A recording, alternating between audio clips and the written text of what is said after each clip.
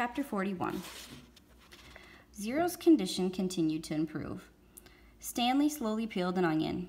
He liked eating them one layer at a time.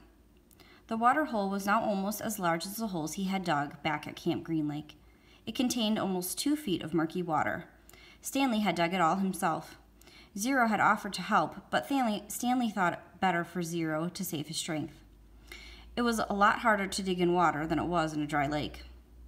Stanley was surprised that he himself hadn't gotten sick, either from the sploosh, the dirty water, or from living on onions. He used to get sick quite a lot back at home. Both boys were barefoot. They had washed their socks. All their clothes were very dirty, but their socks were definitely the worst. They didn't dip their socks into the hole, afraid to contaminate the water. Instead, they filled the jars and poured the water over their dirty socks.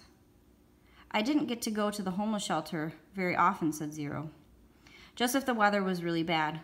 I'd have to find someone to pretend to be my mom.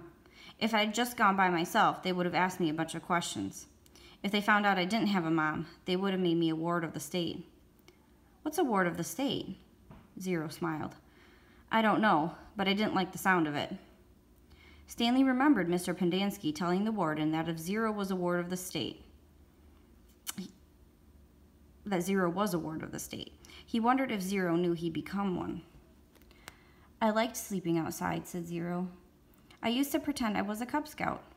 I always wanted to be a Cub Scout. I'd see them at the park in their blue uniforms." "I was never a Cub Scout," said Stanley. "I wasn't good at social stuff like that. Kids made fun of me because I was fat." "I liked the blue uniform," said Zero. "Maybe I wouldn't have liked being a Cub Scout." Stanley shrugged one shoulder. "My mother was once a Girl Scout," said Zero. "I thought you didn't have a mother." "Everybody has to have a mother." "Well, yeah, I know that." "She said once she won a prize for selling the most Girl Scouts cookies," said Zero. "She was real proud of that." Stanley peeled off another layer of his onion. "We always took what we needed," Zero said. "When I was little, I didn't even know it was stealing. I don't remember when I found out, but we just took what we needed, never more. So when I saw the shoes on display in the shelter, I reached in the glass case and took them." "Clyde Livingston's shoes?" asked Stanley. "I didn't know they were his. I just thought they were somebody's old shoes. It was better to take someone's old shoes, I thought, than to steal a pair of new ones. I didn't know they were famous. There was a sign, but of course I couldn't read it. Then the next thing I knew, everybody's making this big deal about how the shoes are missing. It was kind of funny in a way. The whole place is going crazy. There I was wearing the shoes, and everybody was running around saying, 'What happened to the shoes? The shoes are gone.' I just walked out the door. No one noticed me.